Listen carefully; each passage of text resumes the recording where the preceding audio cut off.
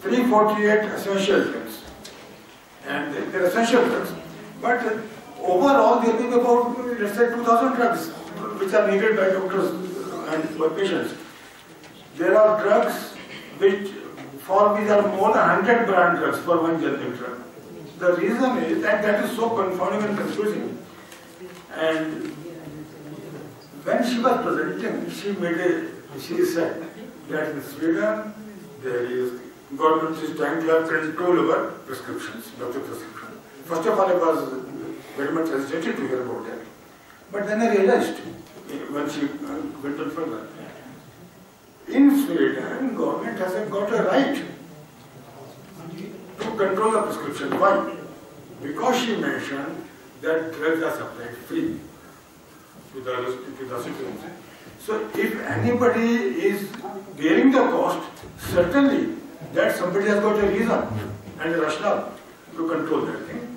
Because the government just cannot go about allowing doctors to prescribe very costly drugs which are generic substitutes are available.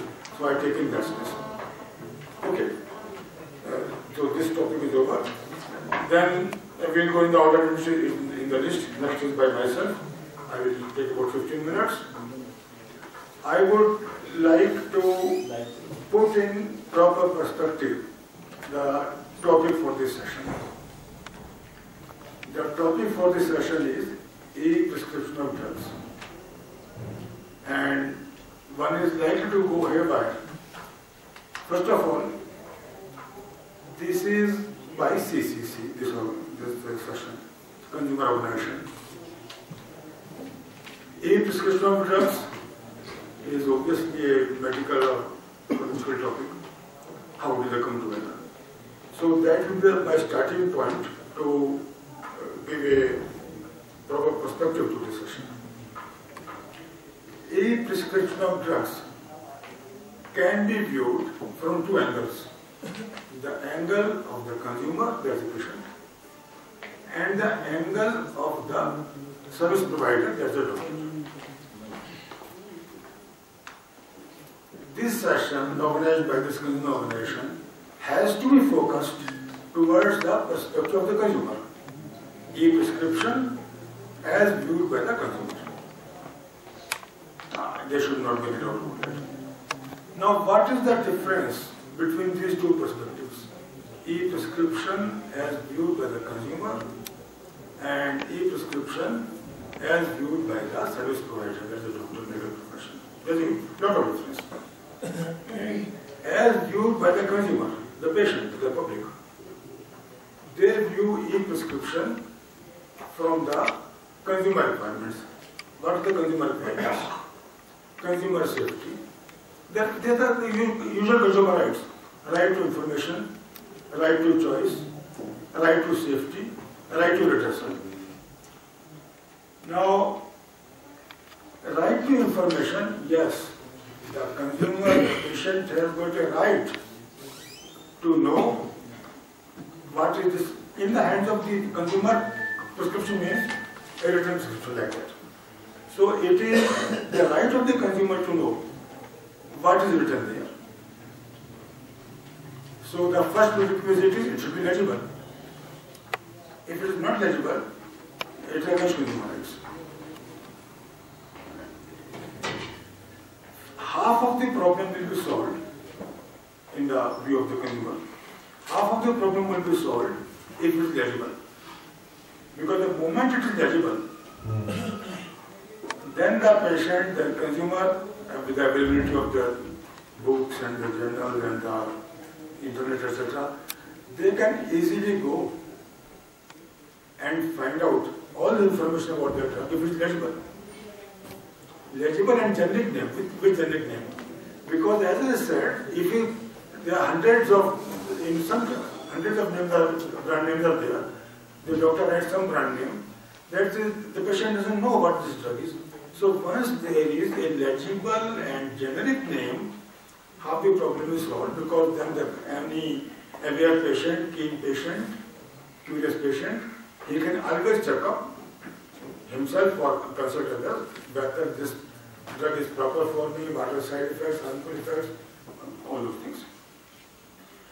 Now, so that is part of consumer information. Then there is something more in prescription regarding information. The prescription must have the name of the doctor, his qualifications, his registration number. Why these are important? Somebody may write Dr. So and so. He may be packed with no qualification at all. Or he may be having a degree, a professional degree like BA, MS, BU, MS, Ayurvedic, Unani, homeopathic. But then he is not permitted to prescribe allopathic drugs.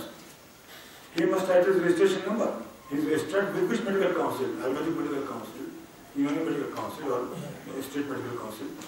So they become very, very important. The moment he writes the registration number, on the internet one can go and check with the medical council that whether his name is there, whether it's spurious doctor. They have got spurious drugs, fine. They have got many spurious doctors also. So that's part of information. Then from consumer information, we come to consumer safety. Let's say consumer choice first of all. The patient, the consumer must have choice to buy the drug. That choice can come only when it is prescribed by generic name. If I say, I write a brand name Benadryl, if I write that, then Benadryl is mentioned by part name is nobody else. So, the doctor should write in generic name. Now the problem is that it is nothing new. If you see the Medical Council of India Code of Ethics 2002, it is written there that doctor should try to prescribe drugs as far as possible by generic names. It is simply written there. It is not followed.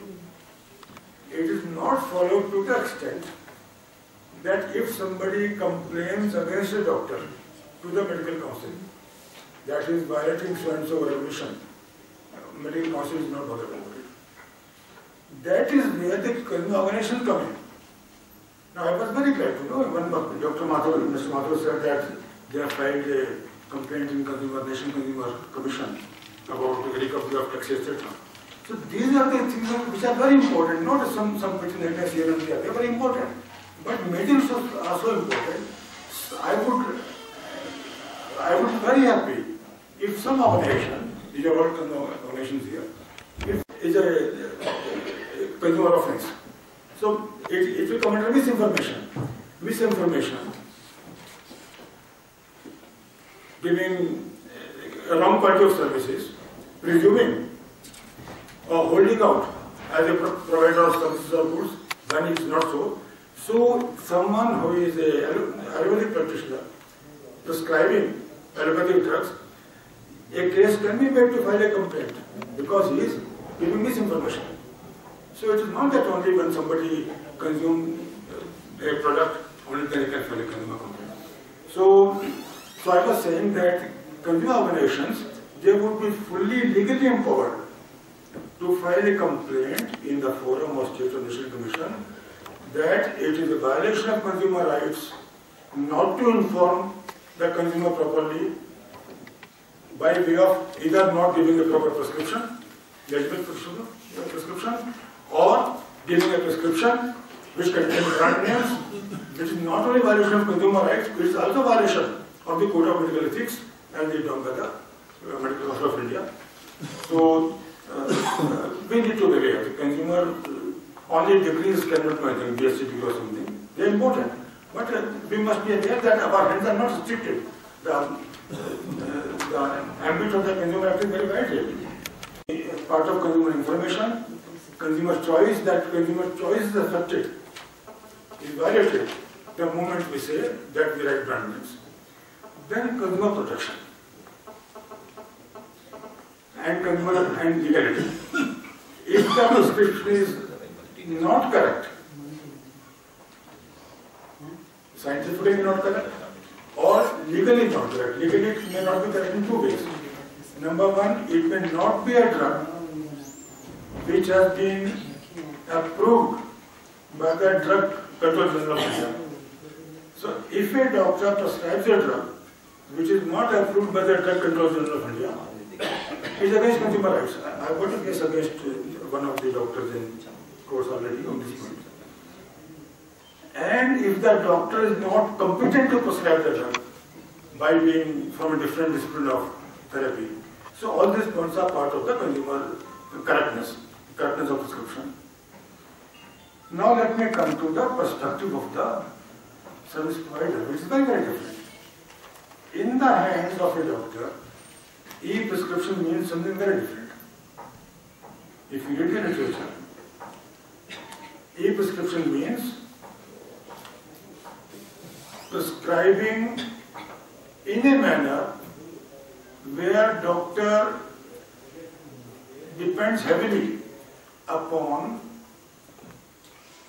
computer software, hardware, and the pharmacist.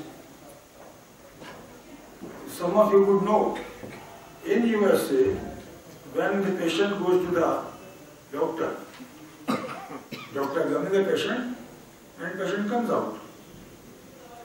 The doctor types out, doctor is assistant, every doctor's got office there with employees.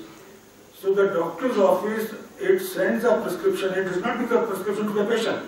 Patient comes out without any prescription.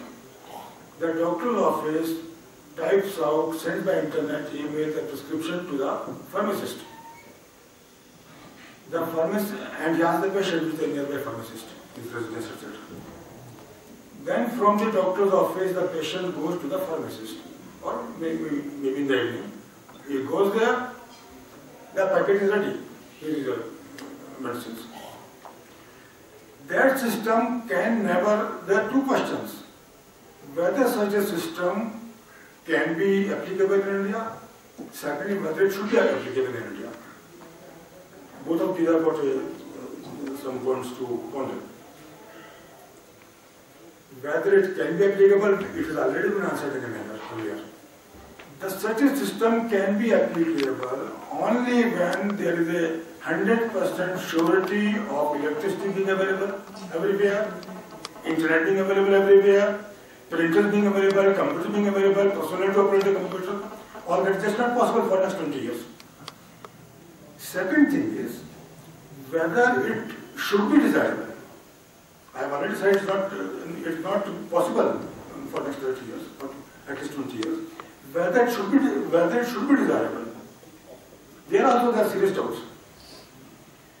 Because in USA, between the patient and the doctor, there is a third intermediary, the pharmacist.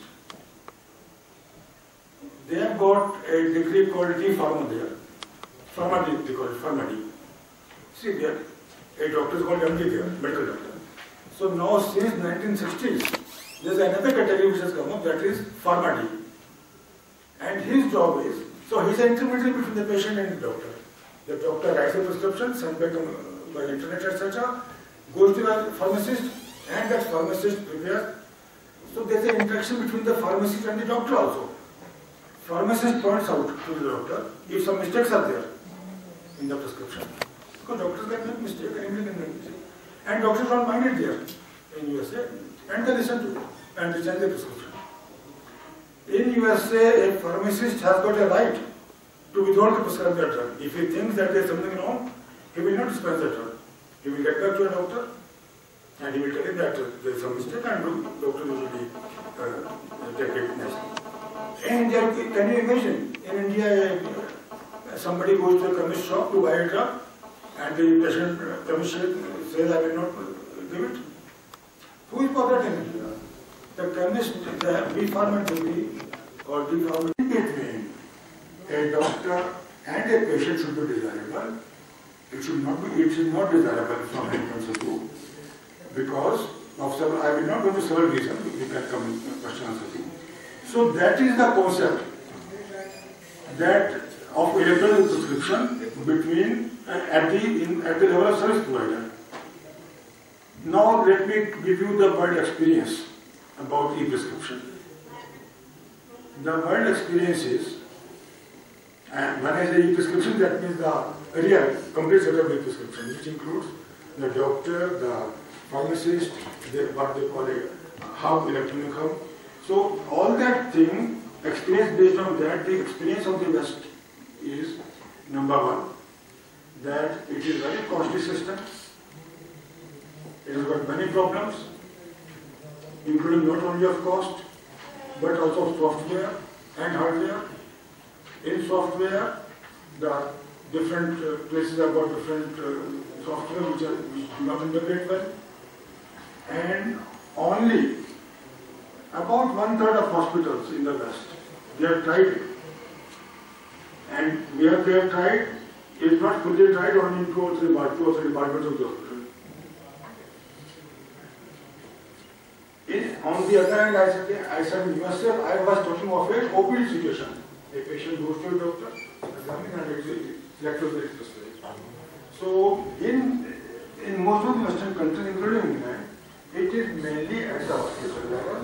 Hospital also is only 2 or 3 parts in the hospital, and there they have found what the whole purpose of e-prescription to avoid medical errors.